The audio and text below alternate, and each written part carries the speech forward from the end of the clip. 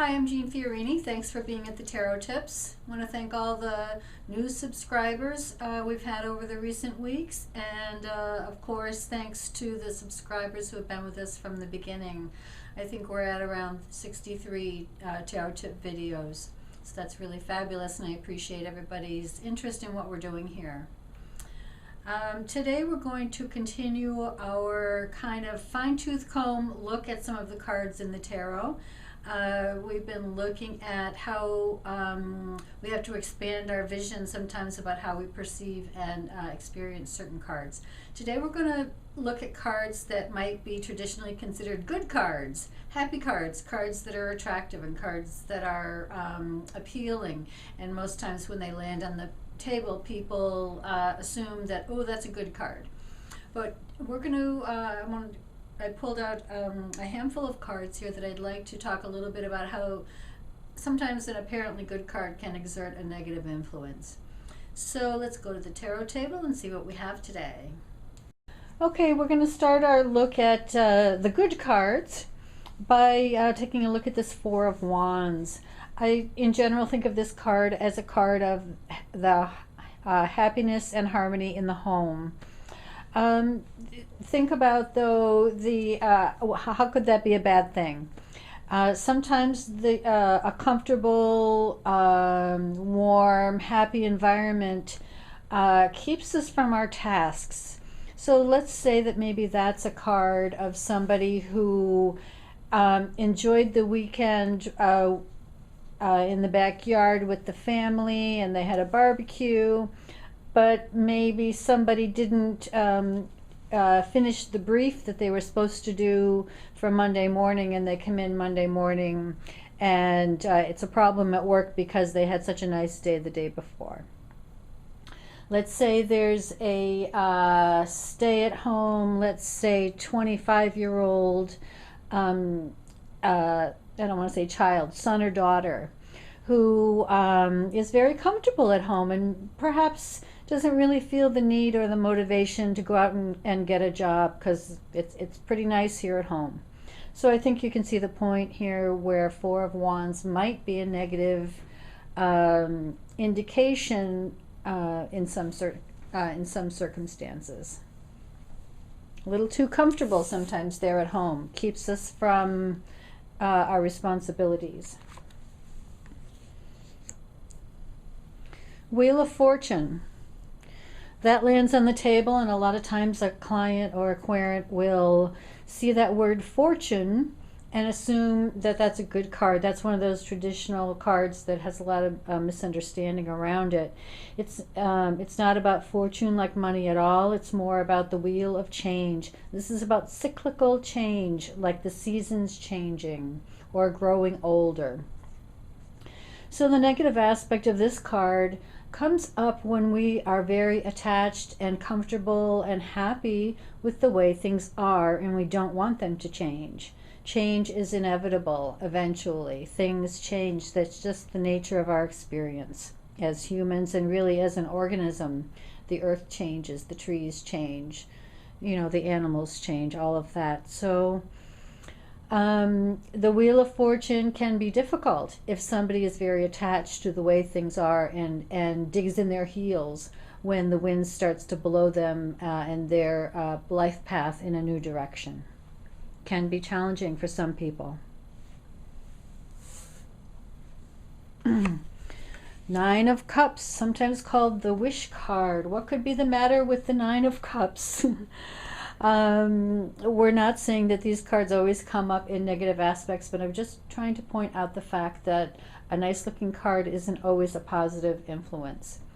Nine of Cups, this is somebody who's very satisfied. This is somebody who's very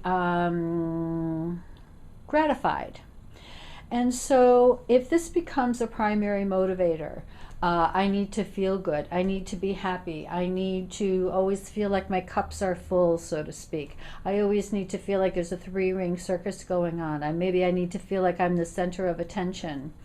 Nine of Cups is very satisfied, but you don't have to live too long to understand that it's not always going to be that way. So coming from that part of your personality all the time is going to make you maybe the life of the party, but also really limit your experience and probably maybe create a selfish personality to boot. So, Nine of Cups. I've also seen this come up for people with drinking issues. Nine of Cups. I love my cups. I like to feel happy. Okay, the Star card. Card of hope, card of optimism, card of new beginnings.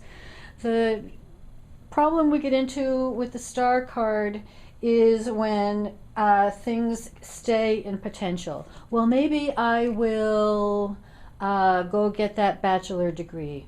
Maybe I will sign up to take yoga. Maybe sometime down the road I'll think about seriously having a meaningful relationship. The Star card keeps everything off in the future, in the distance, in the land of possibilities. And so while it's useful to go there every once in a while and imagine a new manifestation for our experience, we don't want to stay there. We don't want to stay there in the what if place, in the place of limitless possibilities. Eventually the Star card is going to call us to action. What are we going to, and that's what the pouring out of the water is on this side of the card. It's great to dream, but then what do we manifest? We don't want to get hung up in that dream world. We probably all know people who are very starry-eyed all the time, and maybe they just don't get too much accomplished in their life. Ace of Pentacles. People are going to see that and say, oh, I've got money coming to me, which is possible. It's not the only interpretation of that card. The Ace of Pentacles requires that we begin again. And this is the challenge of this card. It's like, are you ready for a fresh start? Are you ready to do things differently? Pentacles is the land of the manifest physical plane. So the Ace of Pentacles is going to say, okay, your life is going to look different. It's going to have a different mechanic about it. There are going to be different elements at play here. Are you ready to essentially turn over a new leaf, start again, do things differently? It's going to require a fresh start.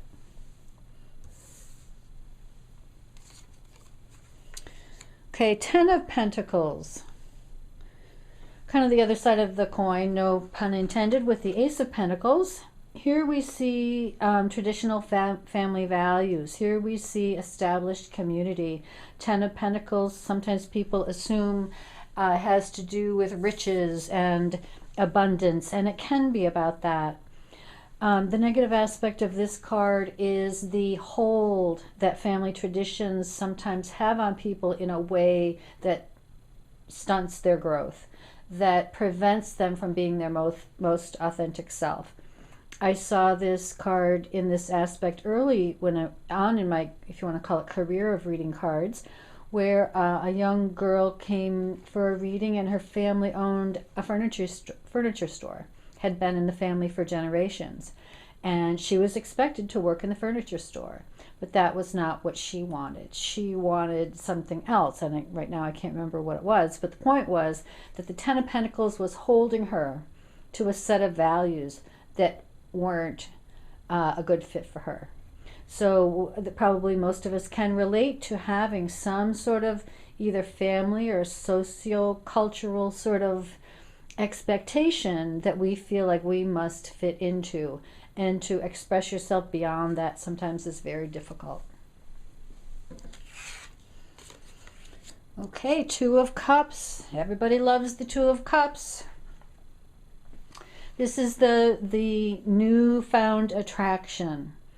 The problem comes with this card when we look around one day and say that the romance is gone. Where is that spark? Where was that excitement when we were first together?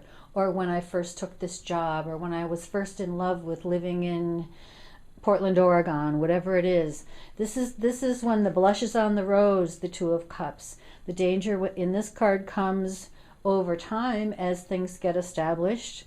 that we might be in sort of a Pollyanna way, looking back and saying, I want, where's that excitement? Where's that initial rush? Where was that initial attraction? And how do I end up in this place now of feeling like I don't have that in my life? So sometimes this is a ideal that's hard to maintain, this Two of Cups, this balanced and exciting and like my heartstrings are getting plucked. Life, you know, that's nice when it happens, but it doesn't last. Nine of Pentacles. This is the identification with what you do, who you are, what your persona in the world is.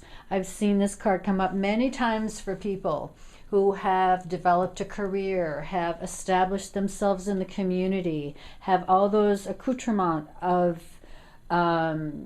prestige and, quote, success, and yet they're miserable on the inside. So kind of beware of what you know, what you tend and what you water is what will grow in your life. And sometimes that can be a very stiff and kind of cardboard facade that not only projects something that isn't true for you, but is also a little bit hard to get out of. It's very hard to give up security and stability and what people have come to expect from you if it isn't making you happy.